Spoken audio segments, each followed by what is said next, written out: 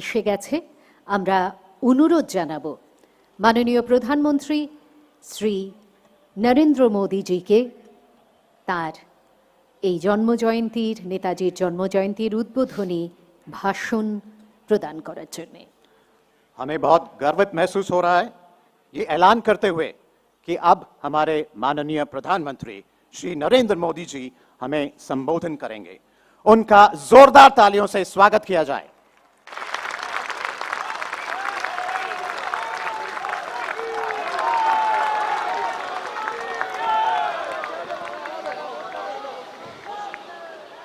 जय हिंद, जय हिंद, जय हिंद। मंच पर विराजमान पश्चिम बंगाल के राज्यपाल श्रीमान जगदीप धनखड़ जी, पश्चिम बंगाल की मुख्यमंत्री बहन ममता बनर्जी जी, मंत्रिमंडल में मेरे सहयोगी श्री प्रहलाद पटेल, श्री बाबुल सुप्रियो जी, नेताजी सुभाष बोस के निकट संबंधीजन, भारत का गौरव बढ़ाने वाली आजाद हिंद फौज के जांबाज सदस्य, उनके परिजन, यहां उपस्थित कला और साहित्य जगत के दिग्गज और बंगाल की इस महान धरती के मेरे भाई और बहनों, आज कोलकाता में आना मेरे लिए बहुत भावुक कर देने वाला क्षण है। बचपन से जब भी ये नाम सुना, नेताजी सुभाष चंद्र बोस, मैं किसी भी स्थिति में रहा, परिस्थिति में रहा, ये नाम कान में पड़ते ही एक नई ऊर्जा से भर गया। इतना विराट व्यक्तित्व की उनकी व्याख्या के लिए शब्द कम पड़ जाए। इतनी दूर की दृष्टि कि वहां तक देखने के लिए अनेकों जन्म लेने पड़ जाए। विकट से विकट परिस्थिति में भी इतना हौसला, इतना साहस कि दुनिया की बड़ी से बड़ी चुनौती ठहर न पाए। मैं आज नेताजी सुभाष चंद्र बोस के चरणों में अपना शीश झुकाता हूं, उन्हें नमन करता हूं और नमन करता हूं उस मां को, प्रभा देवी जी को, जिन्होंने नेताजी को जन्म दिया। आज उस पवित्र दिन को 125 वर्ष हो रहे हैं। 125 वर्ष पहले आज के ही दिन मां भारती की गोद में उस वीर सपूत ने जन्म लिया था, जिसने आजाद भारत के सपने को नई दिशा दी थी। आज के ही दिन गुलामी के अंधेरे में वो चेतना फूटी थी, जिसने दुनिया की सबसे बड़ी सत्ता के सामने खड़े होकर कहा था, मैं तुमसे आजादी मांगूंगा नहीं, आजादी छीन लूंगा।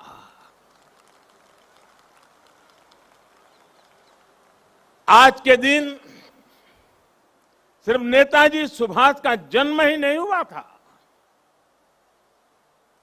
बल्कि आज भारत के नए आत्मगौरव का जन्म हुआ था। भारत के नए सैन्य कौशल्य का जन्म हुआ था। मैं आज नेताजी की 125वीं जन्म जयंती पर कृतज्ञ राष्ट्र की तरफ से इस महापुरुष को कोटि कोटि प्रणाम करता हूं, उन्हें सैल्यूट करता हूं। साथियों, मैं आज बालक सुभाष को नेताजी बनाने वाली, उनके जीवन को तप, त्याग और तितिक्षा से घड़ने वाली बंगाल की इस पुण्य भूमि को भी आदरपूर्वक नमन करता हूं। गुरुदेव श्री रविंद्रनाथ टैगोर, बंकिम चंद्र चट्टोपाध्याय, शरद चंद्र जैसे महापुरुषों ने इस पुण्य भूमि को राष्ट्रभक्ति की भावना से भरा है। स्वामी रामकृष्ण परमहंस, चैतन्य महाप्रभु, श्री अरबिंदो, मां शारदा, मां आनंदमयी, स्वामी विवेकानंद, श्री श्री ठाकुर अनुकूल चंद्र जैसे संतों ने इस पुण्य भूमि को वैराग्य, सेवा और आध्यात्म से अलौकिक बनाया है। ईश्वर चंद्र विद्यासागर, राजा राम मोहन राय, गुरुचंद ठाकुर, हरिश्चंद्र ठाकुर जैसे अनेक समाज सुधारक, सामाजिक सुधार के अग्रदूतों ने इस पुण्य भूमि से देश में नए सुधारों की नींव भरी है। जगदीश चंद्र बोस, पीसी रॉय, एसएन बोस, मेघनाथ शाह, अनगिनत वैज्ञानिकों ने उस पुण्य भूमि को ज्ञान विज्ञान से सींचा है। ये वही पुण्य भूमि है जिसने देश को उसका राष्ट्रगान भी दिया है और राष्ट्रगीत भी दिया है।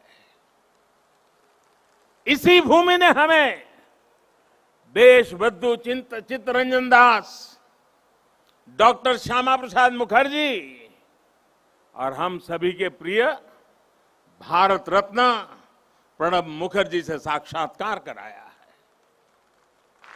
मैं इस भूमि के ऐसे लाखों लाख महान व्यक्तित्वों के चरणों में भी आज इस पवित्र दिन पर प्रणाम करता हूं।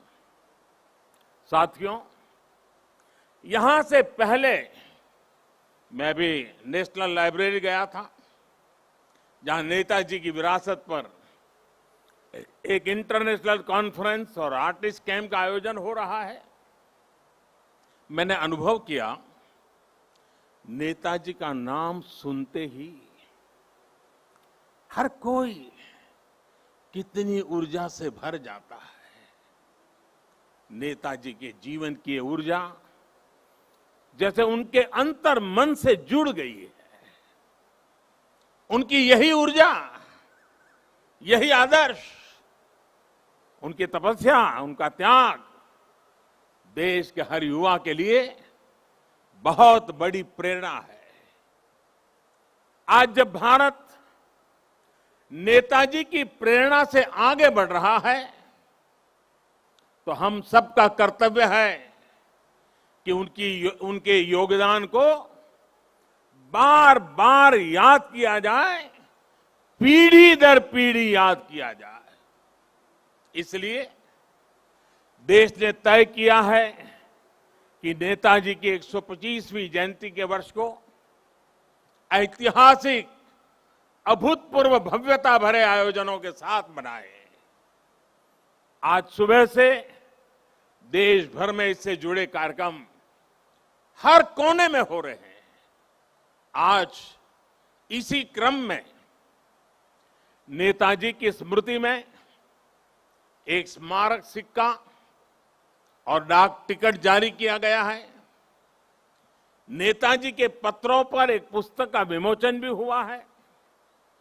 कोलकाता और बंगाल जो उनकी कर्मभूमि रहा है, यहां नेताजी के जीवन पर एक प्रदर्शनी और प्रोजेक्शन मैपिंग शो भी आज से शुरू हो रहा है।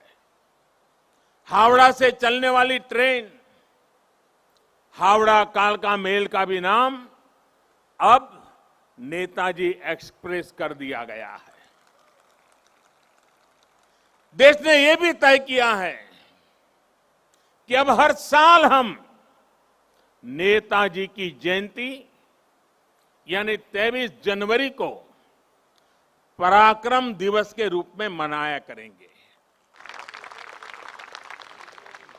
हमारे नेताजी भारत के पराक्रम की प्रतिमूर्ति भी है और प्रेरणा भी है।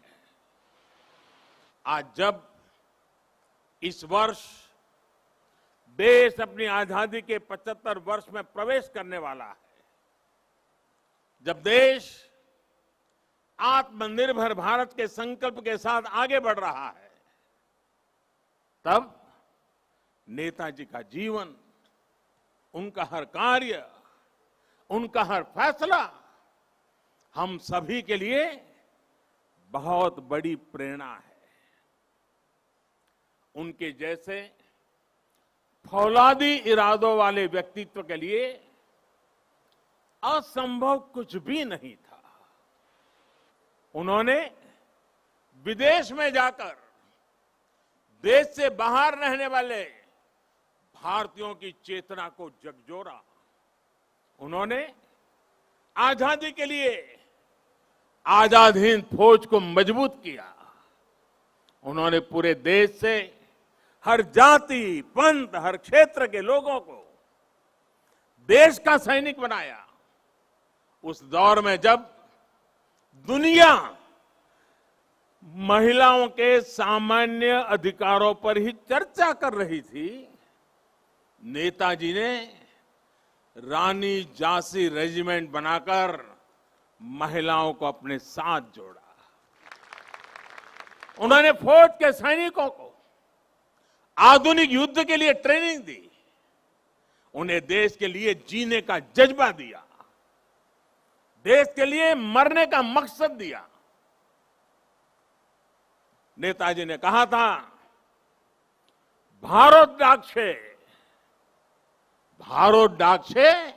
रोकटो डाक दिए छे रोकतो के ओठो दांडाओ आमोदेर नोस्टो करार मतो सोमोय नोय। अर्थात भारत बुला रहा है, रक्त रक्त को आवाज दे रहा है, उठो, हमारे पास अब गंवाने के लिए समय नहीं है। साथियों, ऐसी हौसले से भरी हुंकार सिर्फ और सिर्फ नेताजी ही दे सकते थे। और आखिर उन्होंने दिखा भी दिया कि जिस सत्ता का सूरज कभी अस्त नहीं होता, भारत के वीर सपूत रणभूमि में उससे भी परास्त कर सकते हैं। उन्होंने संकल्प लिया था, भारत की जमीन पर आजाद भारत की आजाद सरकार की नींव रखेंगे। नेताजी ने अपना ये वादा भी पूरा करके दिखाया। उन्होंने अंडमान में अपने सैनिकों के साथ आकर तिरंगा फहराया। जिस जगह अंग्रेज देश के स्वतंत्रता सेनानियों को यातनाएं देते थे, काला पानी की सजा देते थे, उस जगह जाकर उन्होंने सेनानियों को अपनी श्रद्धांजलि दी थी। वो सरकार अखंड भारत की पहली आजाद सरकार थी। नेताजी अखंड भारत की आजाद हिंद सरकार के पहले मुखिया थे। और ये मेरा सौभाग्य है कि आजादी की उस पहली झलक को सुरक्षित रखने के लिए 2018 में हमने अंडमान के उस द्वीप का नाम नेताजी सुभाष चंद्र बोस द्वीप रखा। देश की भावना को समझते हुए नेताजी से जुड़ी फाइलें भी हमारी सरकार ने सार्वजनिक की। ये हमारी ही सरकार का सौभाग्य रहा जो 26 जनवरी की परेड के दौरान आईएनए वेटरन्स परेड में शामिल हुए थे। आज यहां इस कार्यक्रम में आजाद हिंद फौज में रहे देश के वीर बेटे और बेटी भी उपस्थित है। मैं आपको फिर से प्रणाम करता हूं और कब प्रणाम करते हुए कहीं कहूंगा कि देश सदा सर्वदा आपका कृतज्ञ रहेगा, कृतज्ञ है और हमेशा रहेगा। साथियों, 2018 में ही देश ने आजाद हिंद सरकार के 75 साल को भी उतने ही धूमधाम से मनाया था। देश ने उसी साल सुभाष चंद्र बोस आपदा प्रबंधन पुरस्कार भी शुरू किए। नेताजी ने दिल्ली दूर नहीं का नारा देकर लाल किले पर झंडा फहराने का जो सपना देखा था, उनका वो सपना देश ने लाल किले पर झंडा फहराकर पूरा किया। भाइयों और बहनों, जब आजाद हिंद फौज की कैप मैंने लाल किले पर झंडा फहराया था, उसे मैंने अपने सर पे लगाया था, उस वक्त मेरे मन मस्तिष्क में बहुत कुछ चल रहा था। बहुत से सवाल थे, बहुत सी बातें थी, एक अलग अनुभूति थी। मैं नेताजी के बारे में सोच रहा था, देशवासियों के बारे में सोच रहा था। वो किसके लिए जीवन भर इतना रिस्क उठाते रहे? जवाब यही है, हमारे और आपके लिए। वो कई कई दिनों तक आमरण अनशन किसके लिए करते रहे? आपके और हमारे लिए। वो महीनों तक किसके लिए जेल की कोठरी में सजा भुगतते रहे? आपके और हमारे लिए। कौन ऐसा होगा जिसके जीवन के पीछे इतनी बड़ी अंग्रेजी हुकूमत लगी हो, वो जान हथेली पर रखकर फरार हो जाए? हफ्तों हफ्तों तक वो काबुल की सड़कों पर अपना जीवन दांव पर लगाकर एक एम्बेसी से दूसरी से चक्कर काट लगाता रहे। किसके लिए? हमारे और आपके लिए। विश्व युद्ध के उस माहौल में देश के बीच पल पल बदलते देशों के बीच के रिश्ते, इसके बीच क्यों वो हर देश में जाकर भारत के लिए समर्थन मांग रहे थे, ताकि भारत आजाद हो सके, हम और आप आजाद भारत में सांस ले सके। हिंदुस्तान का एक एक व्यक्ति नेताजी सुभाष बाबू का ऋणी है। 130 करोड़ से ज्यादा भारतीयों के शरीर में बहती रक्त की एक एक बूंद नेताजी सुभाष की ऋणी है। ये ऋण हम कैसे चुकाएंगे? ये ऋण क्या हम कभी चुका भी पाएंगे? साथियों, जब नेताजी सुभाष यहां कोलकाता में अपने 38/2 एल्गिन रोड के घर में कैद थे, जब उन्होंने भारत से निकलने का इरादा कर लिया था, तो उन्होंने अपने भतीजे शिशिर को बुलाकर कहा था, अमार एकता काज कोरते पारबेगा, अमार एकता काज कोरते पारबे। क्या मेरा एक काम कर सकते हो? इसके बाद शिशिर जी ने वो किया जो भारत की आजादी की सबसे बड़ी वजहों में से एक बना। नेताजी ये देख रहे थे कि विश्व युद्ध के माहौल में अंग्रेजी हुकूमत को अगर बाहर से चोट पहुंचाई जाए तो उसे दर्द सबसे ज्यादा होगा। वो भविष्य देख रहे थे कि जैसे जैसे विश्व युद्ध बढ़ेगा वैसे वैसे अंग्रेजों की ताकत कम पड़ती जाएगी, भारत पर उनकी पकड़ कम पड़ती जाएगी। ये था उनका विजन। इतनी दूर देख रहे थे वो। मैं कहीं पढ़ रहा था कि इसी समय उन्होंने अपनी भतीजी इला को दक्षिणेश्वर मंदिर भी भेजा था कि मां का आशीर्वाद ले आओ। वो देश से तुरंत बाहर निकलना चाहते थे। देश के बाहर जो भारत समर्थक शक्तियां हैं उन्हें एकजुट करना चाहते थे। इसलिए उन्होंने युवा शिशिर से कहा था, अमार एकता काज कोरते पारबे, क्या मेरा एक काम कर सकते हो? साथियों, आज हर भारतीय अपने दिल पर हाथ रखे, नेताजी सुभाष बाबू को महसूस करे तो उसे फिर से ये सवाल सुनाई देगा, अमार एकता काज कोरते पारबे, क्या मेरा एक काम कर सकते हो? ये काम, ये काज, ये लक्ष्य आज भारत को आत्मनिर्भर बनाने का है।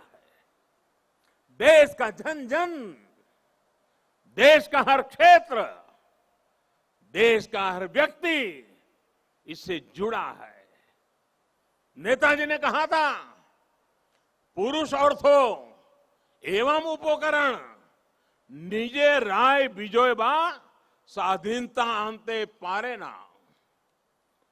আমাদের অবশ্যই সেই উদ্দেশ্য সকিত থাকতে হবে যা আমাদের সাহসিক কাজ এবং वीर तपुरना शोषणे उद्बुद्ध करबे। यानी हमारे पास वो उद्देश्य और शक्ति होनी चाहिए जो हमें साहस और वीरतापूर्ण तरीके से शासन करने के लिए प्रेरित करे। आज हमारे पास उद्देश्य भी है, शक्ति भी है। आत्मनिर्भर भारत का हमारा लक्ष्य, हमारी आत्मशक्ति हमारे आत्मसंकल्प से पूरा होगा। नेताजी ने कहा था, आज आमादेर केवल एक इच्छा था का उचित, भारत इच्छुक जाते भारत बांटते पारे। यानी हमारी एक इच्छा होनी चाहिए कि हमारा भारत बच पाए, भारत आगे बढ़े। हमारा भी एक ही लक्ष्य है, अपना खून पसीना बहाकर देश के लिए जिए, अपने परिश्रम से, अपने इनोवेशन से देश को आत्मनिर्भर बनाए। नेताजी कहते थे, निजेर प्रोति सात होले सारे बिक्सेर प्रोति केऊ असोत होते पारबे ना। अर्थात अगर आप खुद के लिए सच्चे हैं तो आप दुनिया के लिए गलत नहीं हो सकते।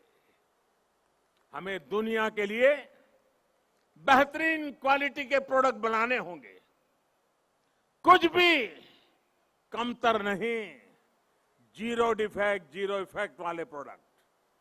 नेताजी ने हमें कहा था, स्वाधीन भारतेर स्वप्ने कोनो दिन आस्था हारियो ना,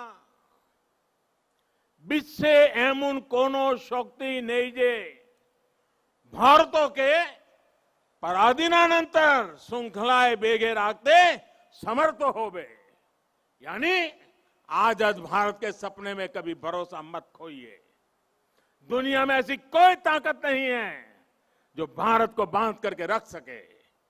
वाकई दुनिया में ऐसी कोई ताकत नहीं है जो 130 करोड़ देशवासियों को, अपने भारत को आत्मनिर्भर भारत बनाने से रोक सके। साथियों, नेताजी सुभाष चंद्र बोस गरीबी को, अशिक्षा को, बीमारी को देश की सबसे बड़ी समस्याओं में गिनते थे।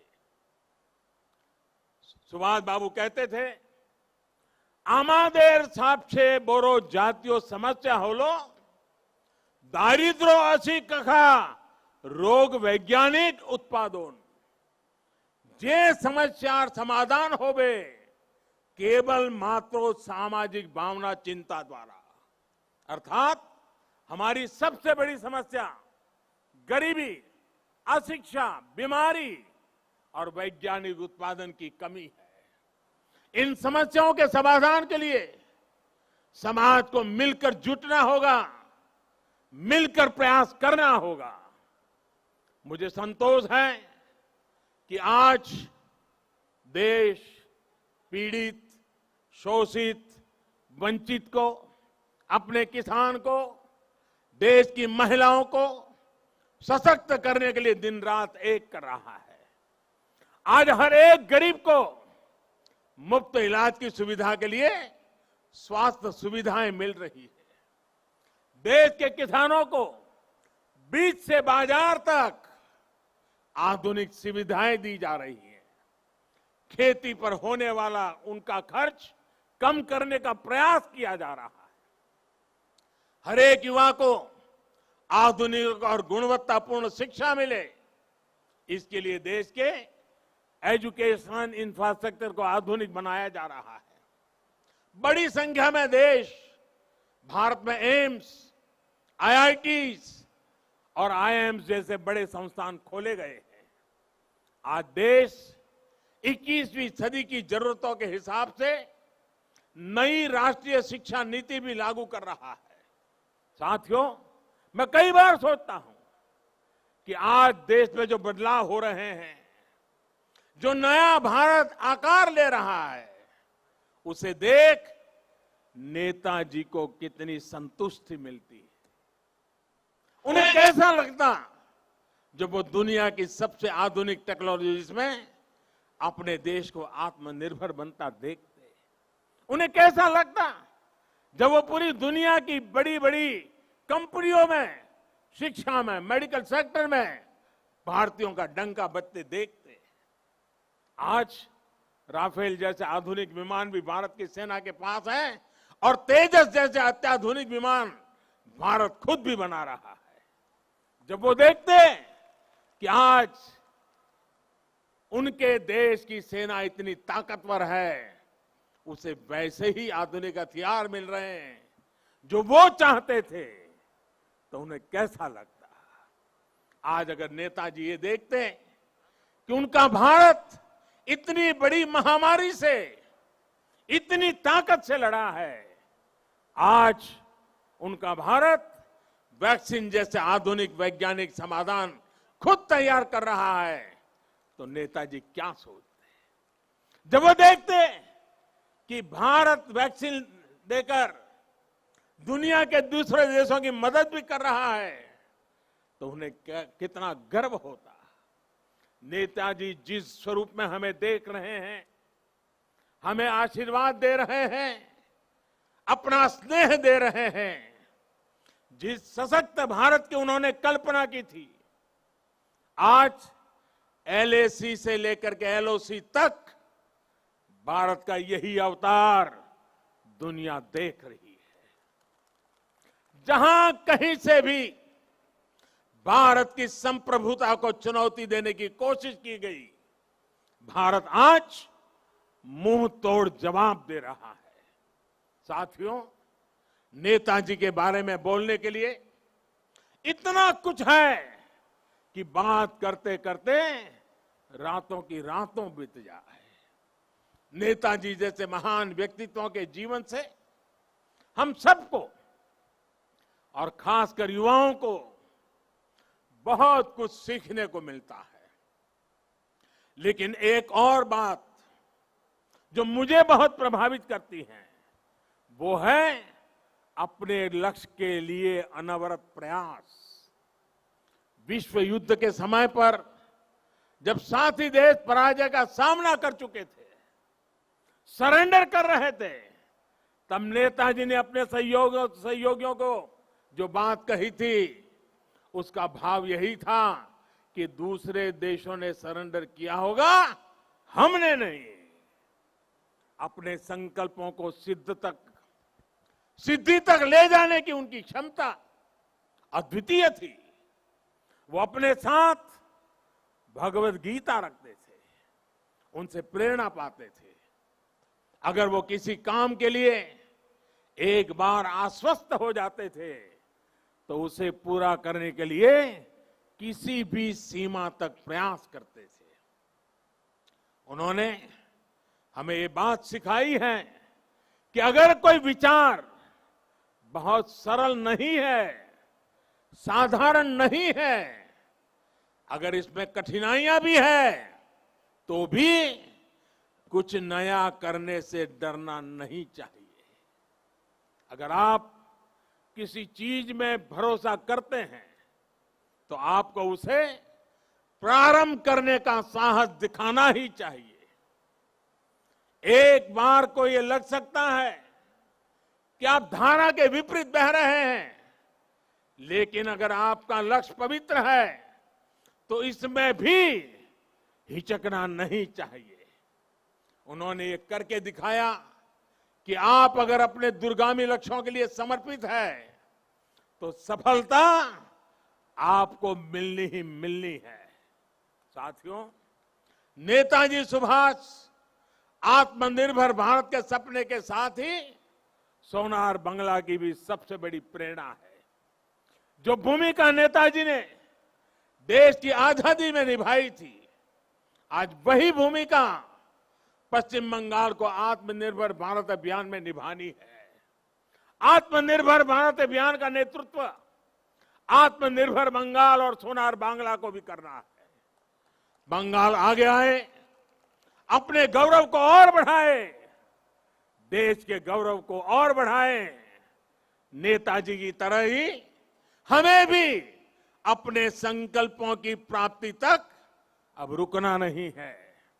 आप सभी अपने प्रयासों में, संकल्पों में सफल हो, इन्हीं शुभकामनाओं के साथ आज के इस पवित्र दिवस पर, इस पवित्र धरती पर आकर के आप सबके आशीर्वाद लेकर के नेताजी के सपनों को पूरा करने का हम संकल्प करके आगे बढ़े। इसी एक भावना के साथ मैं आप सबका बहुत बहुत धन्यवाद करता हूं। जय हिंद, जय हिंद, जय हिंद। बहुत बहुत धन्यवाद। ধন্যবাদ জানাই মাননীয় প্রধানমন্ত্রী শ্রী নরেন্দ্র মোদীজিকে। এবারে অনুরোধ তাকে এবং মঞ্চে উপস্থিত বিশিষ্টজনকে তারা মঞ্চ থেকে অবতরণ করে যদি আসন গ্রহণ করেন, কেননা এখন আমরা চলে যাব প্রজেকশন ম্যাপিংয়ে। আরেকবার আমরা ধন্যবাদ জানাই মাননীয় প্রধানমন্ত্রীকে। অন্যান্য বিশিষ্টজনেদের কাছে অনুরোধ তারা মঞ্চ থেকে অবতরণ করে আসন গ্রহণ করুন। প্রজেকশন ম্যাপিং দৃশ্যকল্প ও শব্দের মাধ্যমে